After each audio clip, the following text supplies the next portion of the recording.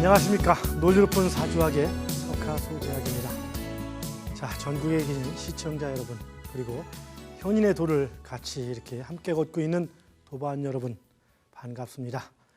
자, 논리로 푸는 사주학. 자, 오늘이 그 60번째 한갑자를 돌아가는 그 마지막 시간이 됩니다. 자, 오늘은 제 60강으로 동양으로 돌아가자는 주제를 가지고 그 강의를 진행하도록 하겠습니다. 60갑자의 한 패턴, 즉 우리 제1강을 갑자부터 시작했다면 아마 지금 이제 개해로서 마지막에 돌아가는 것이죠. 그리고 다음 다시 한갑자의 개념이죠. 그래서 지금은 돌아가는 의미를 갖고 있습니다. 그래서 이번 강의의 제목도 동양으로 돌아가자라는 그런 주제를 가지고 강의를 진행해 나가려고 합니다. 요즘 신과학이니 뭐니 해서 동양으로 돌아가자는 얘기가 여기저기에서 첨단 과학계에서, 즉 과학자들, 서양에서, 그리고 서양의 과학자들의 그 속에서 많이 흘러나오고 있습니다. 자, 같이 한번 마지막 시간 마무리를 줘보도록 합시다. 동양학에 뿌리를 두고 발전해온 사주학. 사주학의 근간을 이루고 있는 음양오행설을 새로운 관점으로 분석하며 사주학을 보다 명확한 논리체계로 재조명한 석하. 동양의 과학, 사주명리학. 이제 그 근본 원리를 석화와 함께 명확한 이론체계를 통해 밝혀보자. 저번 시간에 우리가 행운법을 공부했죠. 행운법 해야 할 부분이 아직도 많겠지만 일단 기본적인 틀입니다. 자, 그 운이 그 중간에 어릴 때 운이 보통 나쁜 경우는 일단 집안 형편이 어려운 경우로 나타나는 경우가 많습니다. 그렇다고 어릴 때 운이 좋으면은 보통 당사자들은 근데 이 운을 해석하기가 참 난감합니다. 이렇게 물어볼 때 어릴 때 운이 좋았어? 집안이 좋았어? 나빴어? 할 때 그냥 평범했어? 뭐 남들만큼 해서 이렇게 크게 힘들진 않았지? 이렇게 얘기할 경우가 대부분 운이 좋은 경우에 해당되는 경우가 많습니다. 물론 특별히 좋은 경우도 있지만 대부분 그래서 운이 어릴 때 운이 나쁠 경우는 대부분 집안이 어렵게 아니면 공부하는 과정이 좀 어려운 여건 속에서 공부를 하게 되는 그런 경우로 나타나는 경우가 많지만 간혹은 집안이 상당히 부유한데도 불구하고 운이 나쁜 경우가 있습니다. 그럴 경우는 몸이 아프다든가 건강이 안 좋다든가 이런 경우로 나타나는 경우도 많이 있습니다. 운의 해석은 사주의 적용에 따라 좀 다르게 나타나기도 하고요. 그리고 30대, 40대, 50대의 삶, 이 삶이 이때 희신군과 용신군이 있을 때 그 운은 어릴 때 운이 좀 나빠도 그 운이 좋은 쪽으로 가는 경향으로 나타나기도 합니다. 왜? 어느 큰 흐름에서 볼 때는 결정론이고 세부적으로 볼 때는 비결정론이라고 했습니다. 바로 그것들을 염두에 두고 한번 분석들 해줘 보십시오. 그리고 적응 분석에서 이렇게 조금 변화가 오듯이 지지 역시 합과 충으로서 혹은 또 천간에 뿌리를 내렸는가 내리지 못했는가의 개념을 가지고 또 나타나기도 합니다. 평소에 이렇게 그 관계가 없이 나타나던 것도 지장간에 숨어있던 것들, 혹시 천간에 뿌리 떠있던 것들이 대운에서 그 천간과 지지 아니면 그 뿌리를 만난다든가 하면은 그러한 영향이 크게 나타나는 그런 현상으로 나타나기도 하죠. 자, 근데 운을 정확히 먼저 해석하기 위해서는 우선은 가장 기본적인 원칙들이 정확히 서야 되고요. 우선은 세상을 바로 볼 수 있는 눈이 정확히 서줘야 됩니다. 여러분, 이 사주 공부 왜 하십니까? 돈 벌기 위해서 하십니까? 좀 더 잘 살기 위해서 하십니까? 여러분이 어떤 목적을 가지고 이 사주, 호기심 때문에 한 분도 있고 공부를 했는지 모르겠지만 일단 이 공부를 시작한 이상 여러분들 지금 일반적인 사주의 추상적인 뭐 하나 잡스러운 술 하나를 안다는 개념, 이런 개념을 버리십시오. 지금 우리가 공부하는 것은 단순한 사주의 개념이 아닙니다. 인생, 삶을 살아가는 그런 거에 대한 그런 공부입니다. 그래서 우리가 항상 얘기하듯이 지금 뭐라고 했습니까? 그래서 우리가 이 현인이라고 얘기합니다. 현인의 삶이라고 하죠. 현인의 삶. 현인의 삶. 일상을 살아가면서 가장 중요한 게 뭡니까, 여러분? 사주 하나 이렇게 알아서 운 하나 찾는다, 이 개념이 아닙니다. 여러분, 전반부에 음양오행설의 원리 분석이란 자체는 단지 동양학의 역사, 즉 음양오행설의 잘못된 틀을 바꾸는 것으로 끝나는 것이 아니라 우리 모두 현실을 살아가는 세상 사람들의 사고방식의 틀까지도 바꿔주는 그런 현상이 됩니다. 그리고 아울러 이제까지 미신연돼 있던 이런 학문 자체를 그야말로 수치와 분석적으로 공식적으로 활용할 수 있는 그러한 또 밑거름이 되는 그런 현상도 되기도 합니다. 그래서 여러분들 항상 얘기를 합니다. 뭡니까? 가장 중요한 게 사람이라고 하죠. 사람. 여러분들 제발 돈 이것 찾지 마시고 우선 사람이 가장 중요한 겁니다. 모든 것 대비하는 것 사람. 나중에 여러분은 사주를 또 해석하고 나서 인연법이라는 것이 있습니다. 희신과 용신에 따른 인연법의 개념이 들어가는데 이 부분에도 사람이 우리가 잘 봅시다.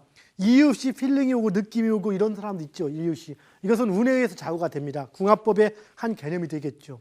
그런데 이유 없이 이렇게 사람이 좋아져도 사람을 사귀고 만나보다가 이 사람이 인격적인 부분이 너무 안 돼 있다면 멀어지게 되어 있습니다. 또한 이유 없이 별로 좋아 보이지 않았는데 만날수록 인격적인 부분이 훌륭하다 싶으면 자꾸 사람이 칭찬해 주게 되어 있다. 싫어도 어느 시기에 대해서는 칭찬을 해주게 되어 있는 것이 인지상정인 겁니다. 가장 중요한 것, 특히 여러분에게 항상 강조를 합니다. 제가 인지, 특히 우리 공부하는 사람들에게 강조하죠. 뭡니까? 인지신, 사람과 그다음에 지혜와 건강, 이 세 가지 가장 중요한 겁니다. 사람으로서 모든 걸 가꾸고 가장 사람을 믿으라는 겁니다. 신인, 못 믿을 게 사람이다가 아니라 사람을 믿고 이 세상의 모든 것들을 주관하는 것은 사람입니다. 가장 중요한 것, 우선 내 주변 사람에게, 내 가족에게, 그다음 내 테두리에 있는 직장인에게, 타인들에게 최소한 존경받지는 못해도 지탄받지 않는 사람이 될 때, 그럴 때 기본적으로 어떤 행위를 해나갈 수 있고, 죄송하지만 이 공부도 끝까지 해나갈 수가 있습니다. 그렇지 않은 상태에서 절대 제대로 되지가 않습니다. 왜? 사욕이 가득 차 있기 때문에 판단이 제대로 내려지지가 않습니다. 뭔지 아시겠습니까? 다음에 지식, 지혜. 지금 사람들은, 지금 우리는 그냥 지지 뭡니까? 지지, 인지신을 얘기하는데요. 그냥 아무 생각 없이 아무것도 모르는, 아무 사람만 좋은 이런 개념 갖고 되지는 않습니다. 전문 지식, 우리가 운을 바꿔가는 것, 이 세상을 주관하는 데는 뭐가 있다 했습니까? 운, 하늘의 뜻, 그 다음에 실력, 그 다음에 노력, 이렇게 볼 수가 있겠죠. 인격, 이렇게 보면 인격이죠, 인격. 인격에 해당 부분이 인이 해당되고, 운에 해당 부분은 우리가 어떻게 조정할 수 있는 부분이 아닙니다. 실력에 해당 부분이 지혜에 됩니다. 지혜에 해당, 그리고 신에 해당이 되는 부분입니다. 지, 즉 여러분들, 자, 술 한잔 먹고 기분 좋아서 나는 성공할까, 성공해서 뭘 할까, 이렇게 으쌰으쌰하는 건 의미가 없습니다. 전혀. 물론 그렇게 해도 우연히 성공을 한 경우가 있지만 운에 의해서 그 성공은 오래 가지 않고 뒤에 또 어설픈 성공이 됩니다. 우선 준비해놓고 실력을 갖춰놓고 때를 기다리십시오. 그냥 때를 기다리는 게 아니라. 그래서 전문가적인 어떤 지식체계를 갖추십시오. 계속 공부를 해주라는 얘기입니다. 뭐가 됐든 간에. 그리고 나서 아무리 우리가 지식을 많이 있고 사람 인격이 훌륭해도 건강이 유지가 되지 않는다면 아무것도 할 수가 없습니다. 그래서 올바른 건강, 몸을 바르게 하라, 정신, 가장 중요한 것 중에 하나입니다. 우리가 앞으로 우리는 인생이 길어집니다. 최소한 90까지 평균적으로 삶을 살아가게 되고 사회활동도 이제는 80대, 90대까지 사회활동을 하게 되어 있습니다. 그런데 육체는 7, 80이 지나면 자꾸 이렇게 노화가 되게 되어 있거든요. 그래서 여러분들 관리, 즉 중요하게 관리해 주십시오. 신인, 사람을 믿고 사람을 관리하고 지지, 정신, 바로 우리가 현명하게 살아가기 위한 방법들입니다. 같이 노력해 주기를 바라겠습니다. 이번에 지금 마지막 강의하면서 지금 뭐를 이번 시간에 강의를 할까 고민을 많이 했습니다. 하고 싶은 건 많은데 이제까지 총 강의한 내용을 쭉 요약도 해볼까 했는데 중요한 것 뭡니까?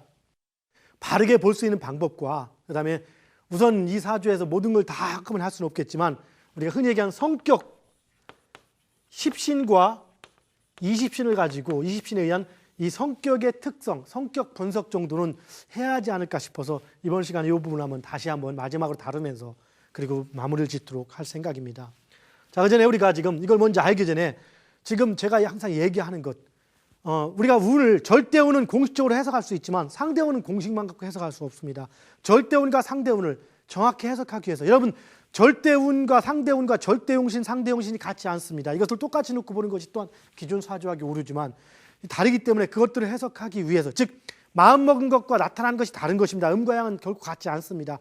양에 의해서 음이 나타나지만 음과 양은 똑같지 않은 것처럼 절대적인 것과 상대적인 것, 절대용과 상대용은 다릅니다. 그리고 이런 것들의 개념을 정확히 알기 위해서는 균형된 시각을 알고 있어야 되죠. 자, 그런데 여러분들 한번 봅시다. 오늘 제목 얘기했던 뭡니까? 동양으로 돌아가자. 여기서 의미하는 게 참 많기 때문에 한번 이교를 한번 짚어보고 넘어가려고 합니다. 자, 동양으로 돌아가자. 누가 얘기합니까? 동양에서 얘기하지 않습니다. 서양에서 얘기합니다. 동양과 서양의 차이는 뭡니까? 동양은 주로 통합적이고 감각적이고 또 신비주의적이고 주로 이런 형태로서 이렇게 사고방식이 많이 사유가 되어 왔고요. 서양은 어떻습니까? 분산적이고 분석적이고 과학적이고 논리적이라는, 즉 동양은 직관적, 서양은 논리적, 이런 개념 속에서 이렇게 지금 체계가 형성이 되어 왔습니다. 그리고 그래서 서양을 대표하는 것이 과학이라고 하고 합리주의라고 얘기를 하죠. 자, 합리주의와 과학이 최고 절정에 달아서 지금은 어떻습니까? 신의 영역까지도 넘볼 수 있을 것처럼 이렇게 여겨지던 서양의 과학자들이, 최고의 과학자들이 지금 동양으로 돌아가자라고 얘기를 하고 있습니다. 물론 이거의 일환으로서 또 신과학 운동해가지고 상당히 지금 신과학이 뭡니까? 특히 역학이라든가 이런 쪽 관계된 것들의 연구가 상당히 많이 지금 서양에서 활발하게 이루어지고 있습니다. 상당히 고무적인 것이죠. 우리는 이 동양으로 돌아가자고 부르짖는 이 내용을 어떻게 받아들여야 될까요? 거봐. 서양의 분석적이고 과학자라는 학문 너희들 자체가 결국에는 우리 동양보다 우세하지 못하잖아. 그러면 우리한테 따라오게 돼 있잖아. 우리가 우세한 거야. 이렇게라고 생각한다면 이건 큰 오산일 겁니다. 이건 정말 큰 오산이겠죠. 여러분들, 동양은 서양학자 어떻습니까? 지금 서양의 분석적이고 지금 한 20세기가 넘는 세월 동안 세월이 흘러오면서 수십 세기를 흘러오면서 서양의 분석적이고 논리적인 과학이라는 것이 동양의 그것보다 물질적으로 현실적으로 앞서고 있다는 것에 대해서 우리는 이미 인정할 수밖에 없습니다. 그래서 서양이 발전해 있고 현재 강대국으로서 세상의 주도권을 쥐고 있는 것이 현재 사실인 겁니다. 그리고 이제 동양으로 오작합니다. 그의 의미가 뭡니까? 동양으로 오작하니까 우리 동양은 이제부터는 안심해도 되겠다라고 생각하면 됩니까? 잘 보십시오. 어떤 의미입니까? 서양 사람들은 정말로 그 과학적이고 논리적이고 분석적인 어떤 흐름으로서 이 세상을 바라보는 것은 통합적인 사고와 직관과 통합의 사고, 그리고 과학과 분석의 사고로 질 때 이 두 가지가 음양이라고 볼 수도 있습니다.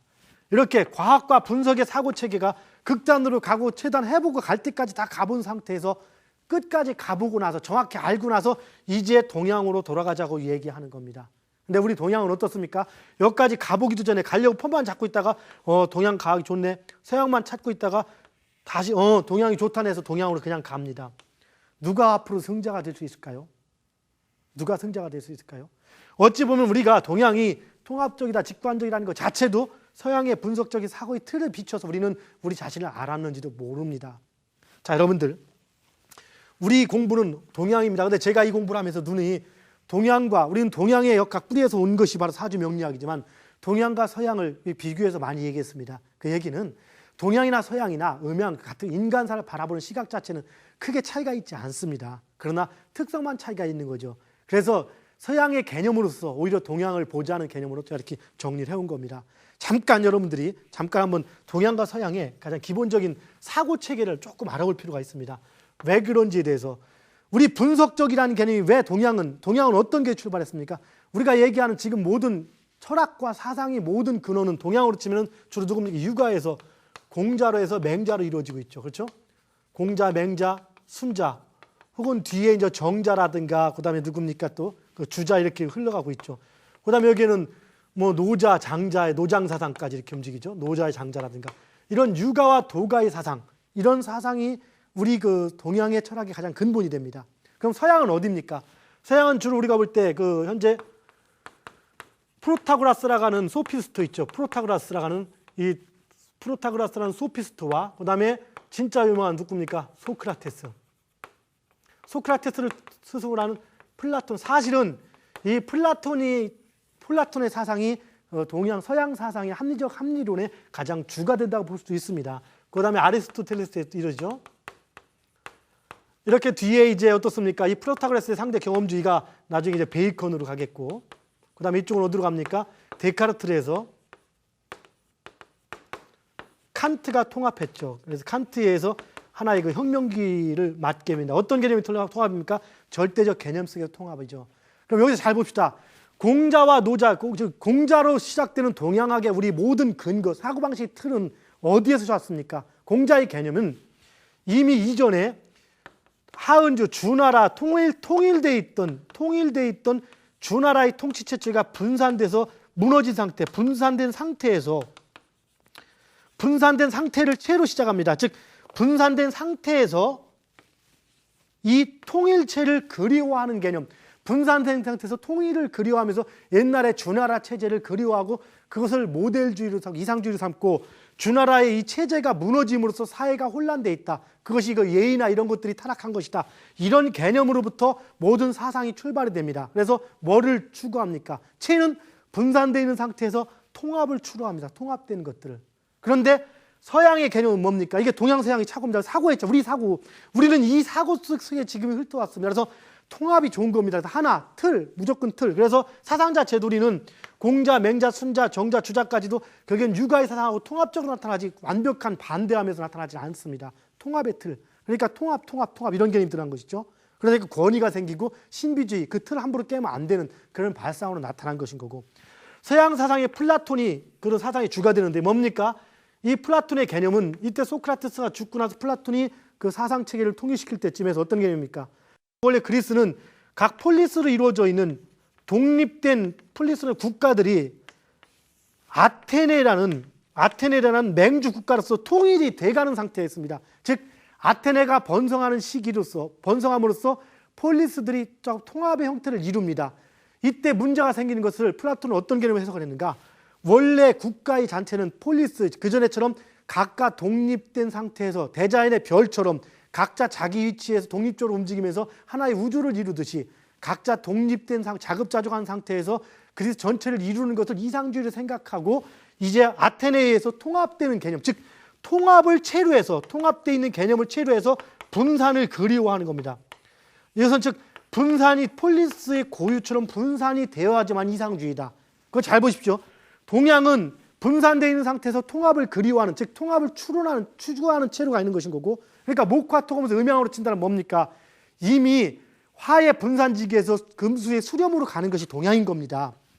반면에 서양은 플라톤의 사상에서 폴리스 국가가 분산되어 있던 것이 뭉쳐서 하나로 되어 있는 아테네로 통합되면서 문제가 생겼다 해서 각자 독립적인 어떤 분산의 개념이 됐을 때가 이상주의라 생각하다 보니까 이때 플라톤 철학, 즉 서양 철학에서 서양의 철학이 대표적인 것은 프로타고라스의 그 소피스트가 있었지만 결국엔 플라톤을 대표하는 소크라테스, 플라톤, 아리스토텔레스의 이 학문이 주가 되지 않습니까? 여기서 주구하는 것이 바로 이런 부분들이다. 통합으로 가자는, 분산으로 가자는 것.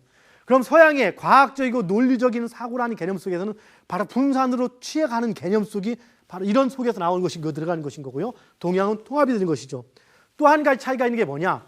서양은 동양은 공자 이전의 학문이 사실은 조금 애매합니다. 전설 속에 움직여져 있지만 서양은 이 이전에 피타고라스부터 시작해서 제논이라든가 또 그 여러 가지 그 헤라클레이토스라든가 탈레스 같은 학자들에서 자연 철학이 있었습니다. 이 자연 철학은 수의 논리, 기가 막힌 수치의 논리와 그다음 유와 무, 존재해서 현재 우리가 과학이라고 얘기하는 것, 유의 개념과 무의 개념, 수치의 개념 이런 모든 것들에 대한 연구가 상당히 깊게 된 상태에서, 그리고 또한 상업적인 개념 속에서 발전이 되어 있습니다. 그러다 보니까 모든 거 하나를 분산시켜 가면서도 수치화하고 정력화하는 개념으로 발전된 것이 그 서양의 사상이 되고요. 동양은 어떻습니까? 그냥 통합된 사상 속에서 그대로 내려온 겁니다. 반면에 또한 동양은 이 공자가 주장했던 그 하나라나 은나라, 우왕이라든가 요임금, 순임금의 개념을 도덕적 극치로 놓고 그런 개념 속 도덕적 완성과 자체를 놓고 추구하고 있지만, 서양 사상은 애초부터 누굽니까? 서양의 위대한 그 신화적 존재 알렉산더 대왕 같은 경우가 또 추구하는 게 누굽니까? 바로 그 어떻습니까? 일리아스나 오디세이에 나오는 그 호모의 신, 호메르스의 신화 누굽니까?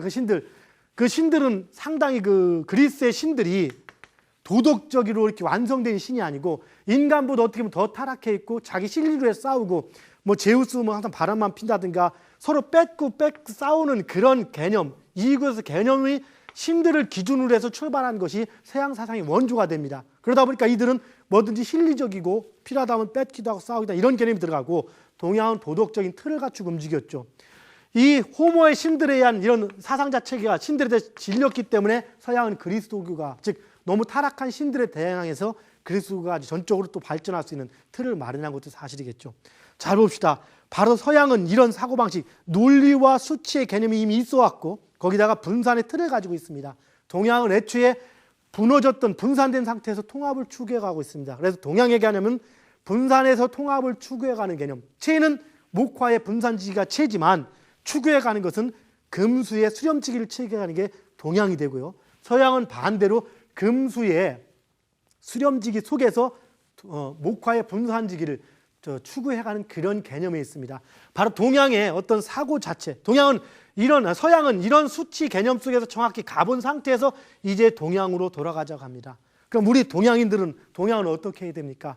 우리 이 음양을 정확히 알고 바라보는 것과 하나만 바라보는 것 차이는 엄청나게 큰 겁니다. 여러분들 이제 우리 동양학 항상 하는 사람들 좀 더 과학적이다, 우리 동양학 과학적 말로만 하지 말고 수치적으로 정확히 그냥 과거 고전의 한마디 공자님이 얘기했으니까 맹자님이 얘기했으니까 이런 말들에서 많이 벗어나고 우리 고전의 신비주의적인 것이고 고증학은 과거로 흘러갈수록 발전돼 있고 과거의 근거가 중요하지만 과학이나 인류의 역사과 철학은 세월이 지나면서 발전한 겁니다. 우리가 굳이 철학이나 밝혀져 있는 과학의 틀을 원시인한테 가서 물어볼 수는 없는 겁니다. 과학이나 고전은 중요한 틀을 제공하지만 그것이 어떤 발전되는 원칙의 틀을 갖추고 있는 건 아니라는 것. 그리고 좀 더 과학적이고 분석적인 태도를 빨리 취하고 그들이 이미 분석적인 것들을 모든 걸 알고 다시 동양으로 오는 서양에 맞대서 밀리지 않게 우리도 거기에 호흡을 맞춰 나가야 할 때입니다. 여러분 동양에 우리 동양학을 하는 여러분들 동양학을 충실히 아는 것도 중요하지만 어떤 서양의 분석적이고 수치적인 학문들 어떤 이런 습성들을 좀 더 가져주시기를 바라겠습니다.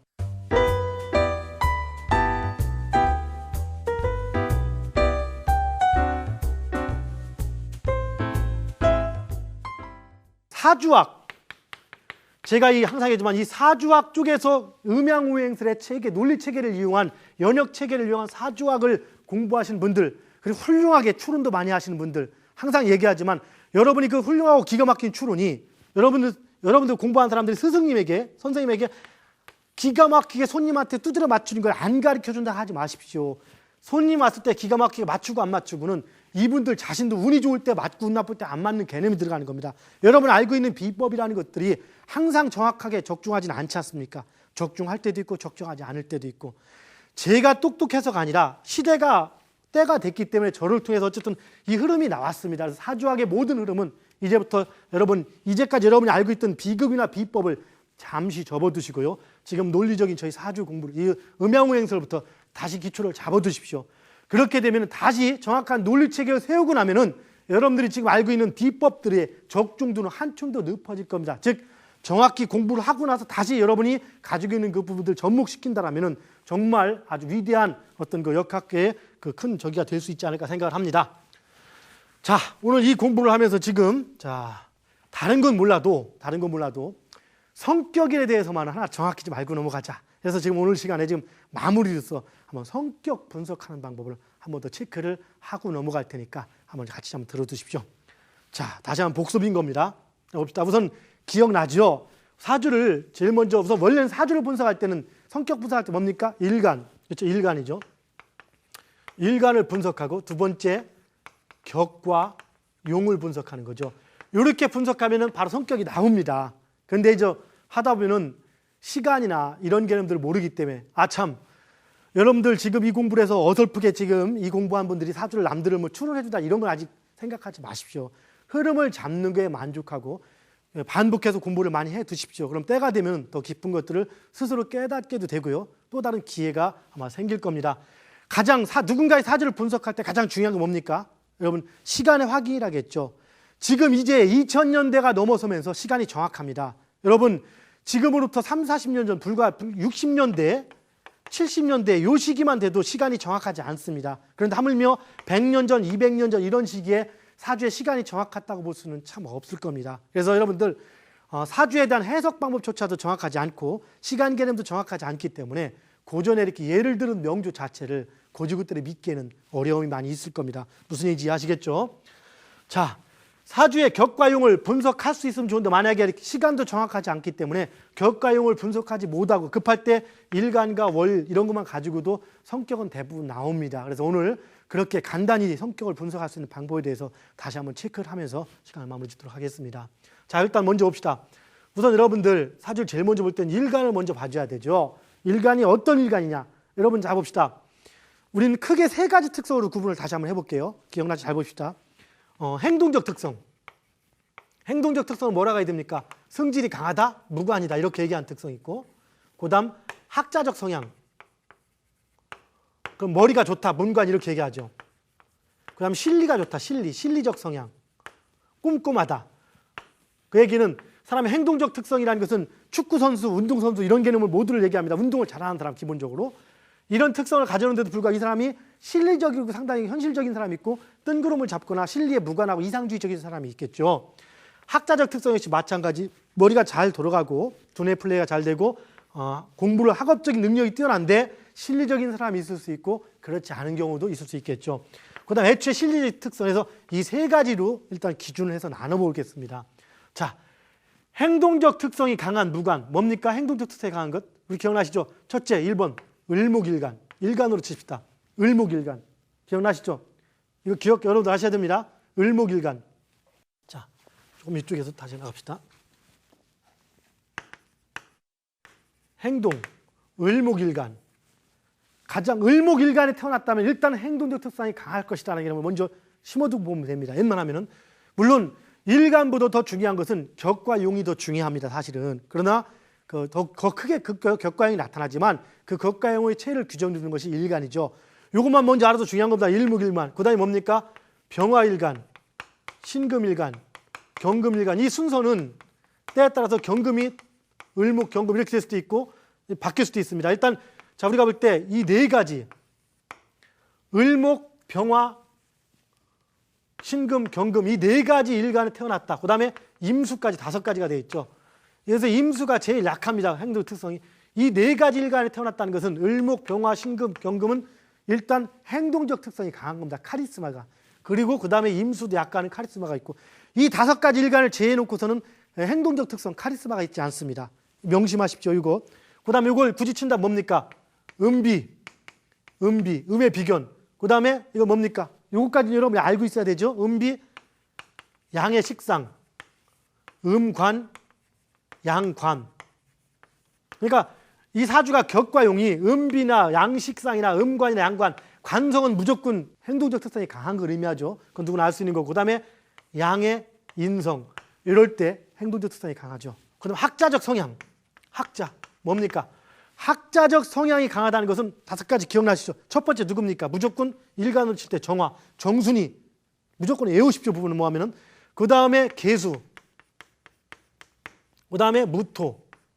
그 다음에 간목. 그 다음에 뭡니까? 임수. 여기서 이 임수는 바로 여기서처럼 임수는 행동적 특성에도 들어가고 학자적 성향도 들어갑니다. 그래서 머리도 쓰고 문물을 겸비한 게 임수입니다. 또한 그렇기 때문에 정확히 아주 강한 학자의 성향도 아니고 아주 강한 무관의 성향도 아닌 것이 임수입니다. 그리고 여기 둘 다 해당되지 않는 게 또 있죠. 그건 기토는 빠져 있습니다. 왜? 실리적 성향이기 때문에. 우선 이걸 기준으로 칩니다. 여기서 임수와 정화와 계수, 여러분 정화와 계수, 무토 이 3개 일간일 경우는 정말 이건 무조건 학자 성향입니다. 어떤 경우든 정화, 계수, 무토 이 3개의 일간으로 태어났다면 이미 학자적 성향이 상당히 강하게 나타난다는 것 잊어버리지 마십시오. 그 다음에 간목과 임수도 역시 강한데 간목은 어떻게 나타납니까? 실리적 성향이 강한 학자, 사업가 학자, 경립학자, 꼼꼼한 선생님. 임수는 뜬구름 잡는 학자, 작가, 예술가, 끼의 발산, 행동적 특성, 예체능 선생 이렇게 구분할 수도 있겠죠. 그 다음에 실리는 꼼꼼한 개념입니다. 이 실리적 특성이 없으면은 현실감이 또 없는 겁니다. 그래서 현실적 특성이 있어줘야만 좋은 겁니다. 지나치면 너무 자기 실리만 생각하게 되는 거고요. 무조건 강한 게 이 기토. 기토는 문물을 겸비했지만 행동도 아니고 약간의 행동성을 가지고 있습니다만 가장 중요한 그 실리적 특성을 갖고 있습니다. 그래서 기토 일간으로 태어난 순간에 실리. 그래서 남자 같은 경우는 기토 일간에 태어난 거 하나 가지고 여성이나 재물에 대한 어떤 밀접한 시각을 나타내기도 합니다. 그 다음에 경금 두 번째. 그 다음에 또 뭡니까? 이게 가장 강한 거죠. 그 다음에 경금, 간목. 그 다음에 또 뭡니까? 계수와 무토. 이렇게 실리의 시각을 나타낼 수 있겠죠. 그 얘기는 기토와 경금과 간목 이 3개 일간에 태어났을 때는 정말로 이거는 실리가 민감한 겁니다.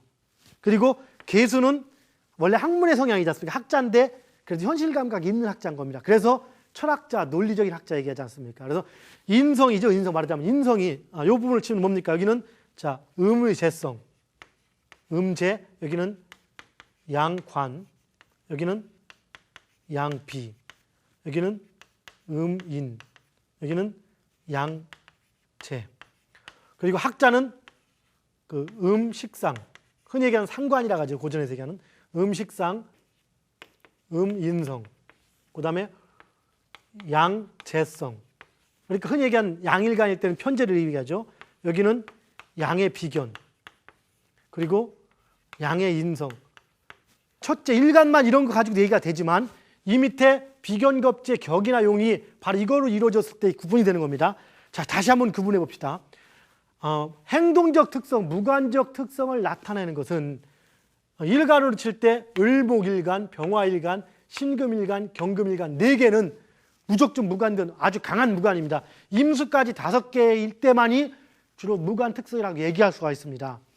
친다면 음의 비견, 우리가 흔히 얘기하는 겁제라고 하죠. 가장 강한 겁니다. 그 다음에 양의 식상, 음의 관성, 양의 관성, 양의 인성 이렇게 볼 수 있겠고, 학자의 성향은 정화, 계수, 무토, 간목, 임수 5개를 얘기하지만 그 중에서 특히 정화, 계수, 무토 이 3개는 전형적인 학자가 됩니다. 음의 식상, 말하자면 상관이라고 표현하는 것, 그리고 음의 인성, 양의 재성 이 3개로 태어났다는 것은 전형적인 학자의 명조. 그러니까 이 3개만 가지고도 간목과 임수는 다른 거와 결합됨에 따라서 약간씩 그 다른 특성이 강하게 나타날 수 있어도 정화, 계수, 무토일간이라면 무엇가 돼 있든 간에 관성으로 이루어졌을 때도 기본적인 두뇌 플레이가 된다는 얘기죠. 반면에 을목, 병화, 신금, 경금은 무엇으로 이루어졌든 기본적으로 행동적 특성을 가지고 있다는 얘기인 겁니다. 그 다음에 기토, 경금, 간목, 계수, 무토 중에서 기토, 경금, 간목으로 이루어졌다는 것은 이 3개의 사주는 어떤 현상이든 실리적 특성이 또 강하다는 겁니다. 그 얘기는 거꾸로 뭡니까? 기토, 경금, 간목으로 이루어졌으면 꼼꼼함이 지나칠 수 있다는 겁니다. 그 다음에 계수하고 무토는 적당한 개념으로서 현실 감각이 있다라고 표현하는 겁니다. 이런 것들이 사주에 전혀 없다. 이런 것들이 전혀 없는 사주가 뭘까요? 한번 이렇게 될 때는 어떻습니까? 그럼 이때는 또 뭐라고 합니까? 실리적 개념이 전혀 없기 때문에 뜬구름을 잡는다 이렇게 표현할 수도 있겠죠. 굳이 예를 든다면 봅시다. 원래 이 행동적 특성을 가지고 있는 행동적 특성을 가지고 있는 것을 놓고 볼 때 을목, 병화, 신금, 경금, 임수에서 이것도 행동적 2가지가 있습니다. 비견겁제 행동적 특성은 좌충우돌하는 그냥 뚝심의 개념이 나타나고요. 남을 통제하는 카리스마가 나타나죠. 카리스마로 최고는 누굽니까? 카리스마로 최고는 신금, 음의 관성이 되죠. 음의 관성 1번이 되고 그 다음에 그 겁제, 병화, 경금 이렇게 순서가 됩니다. 이렇게 어떤 카리스마? 깡다고 하죠. 깡 이런 개념, 이런 것들은 이런 순서가 됩니다. 신금이 가장 앞서게 되죠. 그리고 근력적인 측성, 쉽게 말해서 이것은 태권도나 격투기 선수, 이렇게 태극전사 같은 걸 얘기하고요. 그 다음에 마라톤처럼 혼자 이렇게 강한 좌충우돌하는 기질이 강하다 이렇게 칠 때는 그것은 어떻습니까? 을목, 경금, 병화, 신금 이렇게 또 표현할 수 있겠죠. 그래서 을목, 경금, 병화 이런 경우가 더 체격은 더 크게 나타날 수가 있습니다. 카리스마는 이쪽이 더 크게 나타날 수 있고요. 어쨌든 이런 것들은 강한 카리스마를 나타납니다. 임수는 중간에 학자적 생각을 가지고 있죠. 그럼 우리가 여기서 또 이런 거 한번 구분해 봅시다. 그럼 이 중에서 운동인데 이 중에서 그래도 머리를 쓰는 학자 누구냐? 머리를 쓰는 학자 누굽니까? 물론 여기서 머리를 쓰는 학자면 제 1번이 누굽니까? 임수가 머리를 제일 많이 쓰죠. 그 다음에 신금, 그 다음에 병화 이렇게 셋은 머리를 쓰는 학자입니다. 그래서 이 병화하고 을목하고 둘이 얘기하면 뭐라고 합니까? 항상 병화하고 을목한테 얘기합니다. 너는 머리를 좀 써라. 공부 좀 해. 공부 좀. 그럼 을목이 열받아서 그러죠. 넌만 몇 등인데 난 59등 자식아. 얘는 60등. 지가 1등 잘하죠. 50부 100보지만 을목보다는 병화가 머리 좋습니다. 틀림없이. 그러나 싸움은 을목이 더 잘할 수 있죠. 행동적 특성이 강하니까. 이것이 바로 그 기준에서 즉 그 얘기는 무슨 얘기냐? 이 무관 중에서는 그래도 임수는 상당히 무슨 특성을 갖습니까? 머리를 쓰는 특성을 갖고 신금 역시 마찬가지 이상주의적 성향을 갖는 겁니다. 병화는 그 중에서 약하죠. 이상주의적 성향이. 그래서 임수나 신금에 태어난 사람들은 일단 카리스마를 가지고 있으면서도 어떤 실리에 민감한가 보다는 이상주의적 성향을 갖게 되는 겁니다. 무슨 얘기인지 아시겠죠? 이걸 치면 임수를 굳이 친다면 뭐에 해당됩니까? 임수는 양의 인성, 그렇죠? 그리고 신금은 음의 관성, 병화는 양의 식상. 그다음 만약에 그럼 이 관성 중에서 그럼 실리적인 관성, 여기는 이들은 실리하고는 관계가 별로 없습니다. 뜬구름만 잡기 때문에 좀 약간 카리스마 멋을 부리고 참 이렇게 이상주의로 이렇게 멋에 의해서 움직이고 이렇게 하지 실제 실리 갖고 생각하지는 않습니다. 그래서 잘 구성되면은 작은 욕심보다는 큰 대의를 위해서 움직이게 되고 잘못 구성되면은 지나치면 뜬구름을 잡는 특성으로 나타나기도 하겠죠. 왜 그렇습니까? 식상의 기질을 가지고 있기 때문에 그런 겁니다. 자, 그다음에 만약에 그 관 중에서 가장 실리적인 건 누굽니까? 경금. 요 경금 하나만이 가장 실리적이고 그 다음에는 병화가 두 번째 실리적일 수 있습니다. 경금보다 덜하긴 해도 약간은. 일단은 경금이 아주 실리적인 그런 관의 특성을 나타냅니다. 그래서 경금이 그 경금 일간일 때는 공무원일지라도 실리적인 특성을 나타나기 때문에 뭐 경제 관료라든가 이런 쪽에 가 있을 가능성이 크겠죠. 자, 그다음에 학자를 봅시다. 학자 중에서도 두 가지가 학자 성향이 있죠. 하나는 어떤 우리가 즉흥적이고 기가 막히는 어떤 순발력이 빠른 것, 그 식상이죠. 순발력이 빠른 식상 기질이 가장 머리가 좋습니다. 그런데 식상 기질은 머리가 좋다 보니까 균형 감각이 있습니까? 균형 감각이 없죠. 그래서 인격적인 중화하고는 관계 없는 경우가 있습니다. 그래서 아주 뛰어난 예술가 예능가 멋있지만은 가보면 인격적인 부분에서는 약간의 애매한 경우로 나타나는 경우가 적지 않습니다. 그래서 식상의 학자들 역시 마찬가지입니다. 어떤 그래서 지나칠 경우는 가정적인 문제에서도 애매할 수가 있는 것인 거고요. 자, 구분할 때 이것도 그 학문의 계절도 그 식상의 성이 강한, 즉히 말해서 예술적, 문학적인 특성. 문학적인 것은 어떻습니까? 상당히 빠르고 순발력이 있는 반면에 어떤 사물들을 받아들일 때 남들 생각하지보다는 엉뚱한 생각을 많이 할수록 인정받는 게 문학이고요. 과학과 완벽한 철학과 과학은 뭡니까? 어떠한 생각, 누구나 생각할 수 있는 길, 누구든지 똑같은 답이 나올 수 있는 보편타당한 법칙을 찾아갈수록 인정을 받는 게 또 과학이고 수학이고 논리입니다. 바로 그런 차이가 있거든요. 그래서 그렇게 칠 때 대표는 어떻습니까? 계수와 정화로 구분이 되죠. 그 다음에 무토가 되고요. 그 다음에 간목이 됩니다. 그 다음에 여기에 이제 정화, 물론 정화, 간목은 바뀔 수도 있겠지만 정화, 다시 무토 이렇게 순서가 될 수 있겠고 여기서는 여기에 이제 계수, 간목, 임수, 임수가 더 들어가 있네요. 임수 이렇게 들어가겠죠. 임수는 현실 개념이 그냥 뜬구름 잡는 개념이라 보면 되고 간목은 현실 개념이 상당히 뛰어난 그런 학자라고 볼 수도 있겠죠. 그래서 정화와 무토는 특히 정화는 전형적으로 그 문학가적 기질을 가지고 물론 그렇다고 해서 정화가 논리적 개념이 없는 건 아닙니다. 그 특성이 좀 더 강하다는 것이죠. 계수 역시 마찬가지 이상주의적 특성이 강하지만 논리 성향이 강한 겁니다. 그래서 이 또한 그 인성이 지나치게 잘못 구성이 되면 어떤 현상이 나타나느냐. 정확히 알려줘도 자기 머리가 별로 안 좋음에도 불구하고 자기 머리도 이해를 안 하면 넘어가지를 못하다 보니까 괜히 작은 거 가지고 까탈스럽게 막 물어보고 따지고 또 하는 이런 특성이 나타나기도 합니다. 잘못하면은요. 함부로 행동에 옮기지도 못하고 막 망설이기만 하는 특성이 나타나기도 하고요. 뭔지 이해하시겠죠? 자, 이런 개념이 들어갑니다. 그 다음에 또한 이걸 가지고 또 다른 당들을 봅시다. 이 학자의 개념인데도 불구하고 하나는 이상주의적 학자. 그러니까 이게 뭡니까? 뜬구름을 잡는 학자. 하나는 실리주의적 학자. 마찬가지 지금 얘기했던 것과 똑같은 주사입니다. 과학적인 학자, 논리적인 학자 같은 경우는 약간 현실감이 있는 거고요. 왜? 재성의 성향이 나타날 때. 그렇지 않을 때는 뜬구름을 잡는 거죠. 그래서 정화, 그 다음에 임수. 어찌 보면 무토보다는 임수가 더합니다. 임수, 그 다음에 무토, 그 다음에 또 뭡니까?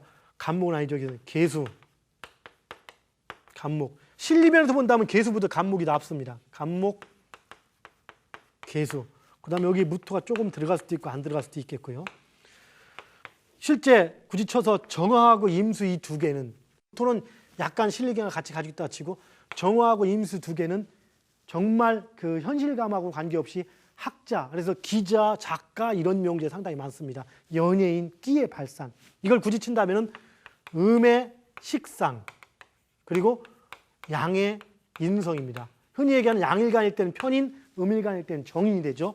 이것은 양일간일 때는 상관, 음일간일 때는 식신이 되는 겁니다. 뭔지 이해하시겠죠?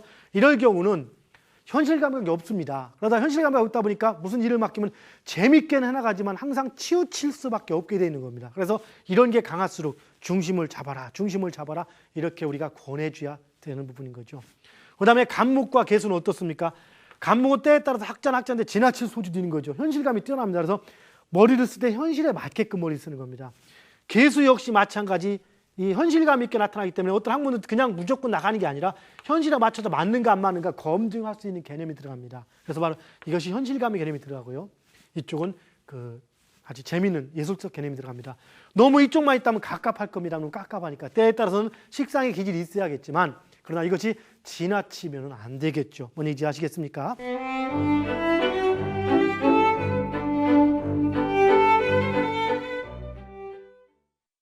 그러면 실리적 개념 가장 중요한 거 뭐라 했습니까? 기토, 경금, 간목, 이 세 가지, 음의 재성, 양의 관성, 양비, 이 세 가지가 가장 실리적으로 강한 겁니다. 그래서 뭐 간목일간에 기토, 경금 이렇게 사주가 이렇게 구성되어 있다. 아주 아니면 뭐 기토일간에는 어떻습니까? 기토일간에 간목하고 경금이다. 이건 얘기가 틀려요. 이거는 관성 식상성이니까 기토일간이라 칠 때는 뭡니까? 양의 음의 관성 개수와 간목을 이루어졌을 때 얘기하는 거죠. 이런 게 뭔지 이해하시겠죠? 자, 이럴 때는 어떻습니까? 아주 지극히 실리적입니다. 이럴 때는 모든 사고방식 자체가 너무 항상 돈이 얼마야, 뭐가 얼마야 이런 개념만 생각하게 되어 있습니다. 그래서 바로 주의할 건 뭐냐? 내 사주가 이렇게 구성이 되어 있거나 이럴 때라면은 항상 조금 더 이렇게 세상을 넓게 보고 작은 돈들에 연연하지 말라는 겁니다.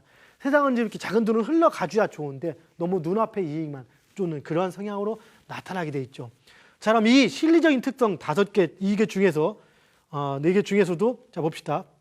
무화정이 무토죠. 무토까지. 여기서도 저 학자적 성향의 실리적인 것도 누굽니까? 개수와 무토는 학자적 성향을 가진 학자이면서 실리적인 특성을 갖는 겁니다. 개수와 무토는. 그리고 여기에서 경금은 무관기질을 가지고 있으면서 실리적인 겁니다. 그리고 여기에 간목과 기토는 그냥 오리지널 실리적인 겁니다. 물론 여기에 이제 간목은 실리적이기도 하면서 학자적 성향이 들어가죠. 이렇게 분석하게 되네요. 예. 기토. 자, 개수, 무토, 그다음에 간목 세 가지는 그 실리적이면서도 불구하고 꼼꼼하면서도 불구하고 성실하면서도 실리는 성실을 의미합니다. 나쁜 건 아니에요. 실리적이면서도 불구하고 어떤 형상 나타납니까? 바로 학자적 성향으로 나타나는 거죠. 머리가 좋게 나타나는 것이죠. 이건 뭡니까? 음의 인성, 그리고 여기는 양의 비겁, 여기는 뭡니까? 간목이니까 이것은 양비, 여기는 양의 재성이네요. 그렇죠? 양재. 그리고 여기는 뭡니까? 양의 관성, 이쪽은 음의 재성. 바로 재성에서는 양의 관성은 카리스마를 가진 실리적인 특성, 음의 재성은 실제 오리지널, 그냥 무조건 실리로만 이루어진 그런 사주의 개념이 되는 것이죠. 뭔지 이제 아시겠죠? 자, 근데 이런 특성 자체를 이렇게 격과 용이 이렇게 됐을 땐 최고죠. 그래도 격을 모를 때는 어떻게 하면 됩니까? 우선 일간을 보고요. 일간을 먼저 보고, 일간을 먼저 분석하고, 두 번째는 월지만 보셔도 됩니다. 월지에서 뿌리를 내렸으면 더 좋겠지만 일간과 월지, 비록 활성화되어 있지 않더라도 월지만 이런 특성을 나타내도 상당히 강한 기질을 갖습니다.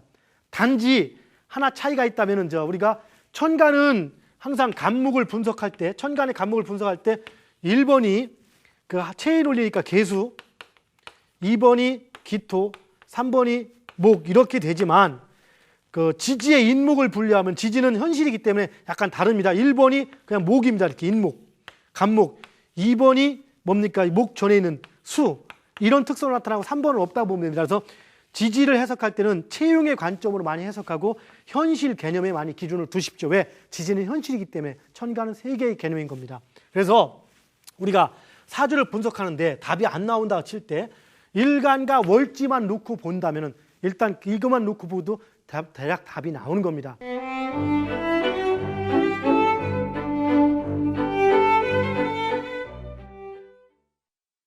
자, 예를 들어서 병화일간이다. 병화일간이 묘월달이기 때문에 이것만 가지고 잡읍시다. 일단 묘월이라는 게 뭡니까? 월지만 가지고도 월지는 그 사주의 가장 큰 걸 규정을 짓습니다. 그 다음에 월지와 또 일지까지 볼 수 있겠죠. 그러나 잘 모를 경우는 일간과 월지만 가지고도 7, 80%의 성격 분석 많이 나타납니다. 이게 음의 인성입니다. 음의 인성. 어떻습니까? 전형적인 학자의 명조로 나타납니다. 만약에 인월일 경우는 학자의 인월도 이것은 체용이기 때문에 학자의 성향이 나타나면서 약간의 카리스마 강에도 나타나게 되는 거죠. 뭔지 이해하시겠죠? 그럼 만약에 누군가가 정화에 태어났다. 근데 미월이다. 어떻습니까? 정화 자체가 가장 두뇌 플레이가 잘 되는데 미월이라면은 이건 뭡니까? 음의 식상이죠. 아주 이런 명조 같은 경우 앞에서는 머리에 대해서 두뇌 플레이에 대해서 얘기를 하지 말아야 됩니다. 뭔지 이해하시겠습니까? 바로 정화인데 미월이다. 정화로 태어났다면 일간이 뭐든 간에 일단은 그 사주는 강한 특성을 나타납니다. 만에 하나 정화인데도 불구하고 해월일 경우는 이 관이기 때문에 카리스마를 가지고 있죠. 이렇게 어떻게 해석하면 됩니까? 머리도 좋고 성깔도 있고 이렇게 해석하면 되겠죠. 뭔지 이해하시겠습니까? 이것만 가지고도 거의 해석이 돼 나갑니다. 그런데 이것이 아까 했듯이 묘월이다. 이럴 경우도 말할 필요가 없겠죠. 흔히 개수가 태어나는데 개수가 묘월이다, 유일주다, 계유일주다. 이러면 이 자체가 이미 음의 식상입니다. 음의 식상, 음의 인성. 아주 머리에 대해서는 얘기할 필요가 없어. 너무 빨라서 문제가 되죠. 여러분 이해하시겠죠? 이런 특성들 잘 이걸로써 구분해 줄 수도 있을 겁니다. 그럼 누군가 태어났는데 기토에 태어났는데 해월이다, 혹은 뭐 자월이다, 혹은 술월이다. 이게 의미하는 게 뭡니까? 자, 기토는 실리적인 특성을 의미합니다. 근데 자월이라는 것은 음의 재성입니다. 해월도 재성이고 이 양의 비견입니다. 이 세 가지 뭘 의미합니까? 혹은 인월일 경우도 마찬가지입니다. 인월도 이게 뭡니까? 양의 관성이죠. 이걸 의미하면 뭡니까? 전부 다 실리적인 특성. 기토가 해월이나 자월이나 인월이나 술월에 태어났다면은 이 사람하고는 돈 거래할 때는 참 조심해야겠다. 내지는 돈에 대해서는 내가 차라리 써주는 게 낫겠다. 이 사람을 설득할 때는 돈 같은 문제로 설득을 해줘야겠다. 이렇게 얘기를 할 수 있겠죠. 뭔 얘기인지 아시겠습니까? 예를 들어서 어떤 사주가 있는데 경자, 정해, 신유, 경인 이런 사주가 있다. 이 사주를 분석을 다 하면 좋겠지만 못할지라도 일간이 뭡니까? 일간이 신금입니다. 신금인데 카리스마를 나타나죠. 그런데 이상주의자입니다. 이상주의자. 그리고 용이 뭡니까? 용에서 나중에 이건 음관입니다. 음관으로 종관격인데요. 이 일지, 월지 자체를 놓고 뭡니까? 월지가 해입니다. 해수는 뭡니까? 해수는 음의 양의 식상입니다. 양의 식상이면 일단은 그 지지는 체의 개념이기 때문에 뜬구름을 잡는 식상의 기질을 가지고 있으면서 카리스마를 또 가지고 있죠. 그럼 잘 봅시다. 신월과 해월, 신금이 해월에 태어났다는 거 하나만 가지고 이 사주는 어떻습니까? 실리적인 어떤 꼼꼼함보다는 카리스마 내지는 이상주의적인 성향을 갖고 있죠. 실제 공자 문화에 있는 자궁처럼 이 사주도 그 현실적 감각이 뛰어나고 그 재적으로 뭐 상당히 크게 발복해서 뭐 거부를 이뤘음에도 불구하고 어떤 후학들이나 올바른 삶을 살기 위해서 노력하는 그런 사람들의 사주 명조가 됩니다. 실제 상이고요. 자, 이렇게 우리가 오늘 좀 공부한 걸로써 잘 보면 일단 성격이나 특성 정도는 나올 수 있지 않을까 생각합니다.